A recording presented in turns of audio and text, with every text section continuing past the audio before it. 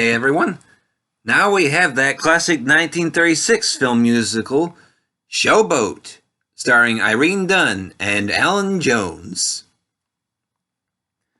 Now, Captain Andy Hawks, as played by Charles Winninger, runs the showboat the Cotton Palace with his family and his theatrical troupe, which includes leading man Steve Baker, Donald Cook, and his leading lady Julie Laverne, Helen Morgan, plus comedic dance team Frank Schultz, Sammy White, and Ellie, Queenie Smith. Trouble comes, though, when it is revealed that Julie, who had one black parent, was married to Steve, a white man, which was illegal in that area. Now, while they were able to get out of that trouble, Steve and Julie were still forced to leave the Cotton Palace just the same. Now, Captain Hawks decided to promote his daughter, Magnolia Hawks, Irene Dunne, to the leading lady and brought in river gambler Gaylord Ravenel, Allan Jones, to be the leading man since he was seeking passage elsewhere anyways. Now, Magnolia and Gaylord fall for each other, much to the dismay of her mother, Parthy Ann Hawks, Helen Wesley. Soon, they get married in spite of Parthy's objections. A year later, Magnolia gives birth to their daughter, Kim, and Gaylord decides the three of them should move to Chicago. Now, at first all seems to go well, but then Gaylord gambles and spends all their money. Now, Frank and Ellie come to Chicago looking for a cheap place to stay since they got a job at a local nightclub, and they find the apartment they are looking at is being rented by none other than Magnolia and Gaylord.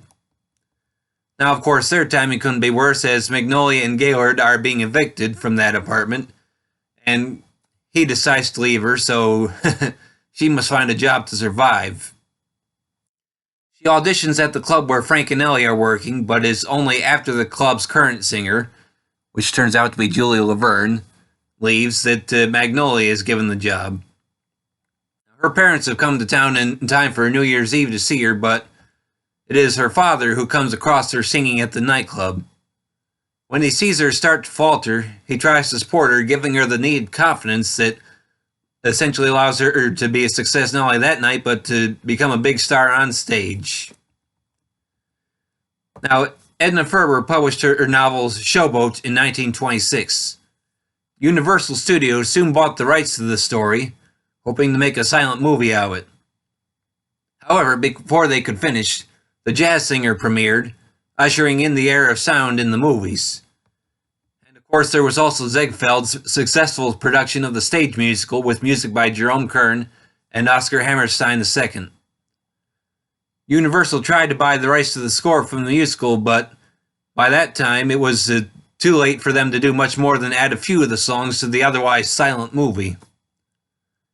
However, after a few years and more financial success for the studio through their horror films, Universal decided to try again and make it more of a full-blown musical. And in their favor, they were able to put together a cast that consisted of cast members from the Broadway show's original run, as well as other revivals and touring shows. Plus, they were able to bring back the composers for a few new songs and rewrites. The results went over well, with the 1936 version becoming the most highly regarded film version of the tale. Now, I am at this point more or less coming off my first full viewing of this movie after having seen the later 1951 MGM musical many times over the years. But I'll worry about comparing the two another day. Now, with this movie, the 36 film, I can't help but admit to having enjoyed it very much. Sure, the movie does have its issues, with Irene Dunne wearing blackface for one song on the showboat, not to mention the portrayals of most of the black characters being a little too stereotypical and racist, but in spite of all that, though, I can't help but enjoy this movie. Just wonderful overall, with bits of comedy here and there, especially when Charles Winninger's Captain Andy tries to show the audience what would have happened had the show not been interrupted by an audience member who forgot they were watching a show and threatened the show's villain. Now, the music is obviously wonderful too. Now, hearing Paul Robeson's version of Old Man River was very much a treat to watch and listen to. All the performances work well for me, and I can't deny the film's ending certainly tugs on your heartstrings, or at least it does mine. So I would definitely recommend trying this one. Now, this movie is available on Blu-ray and DVD from Criterion Collection.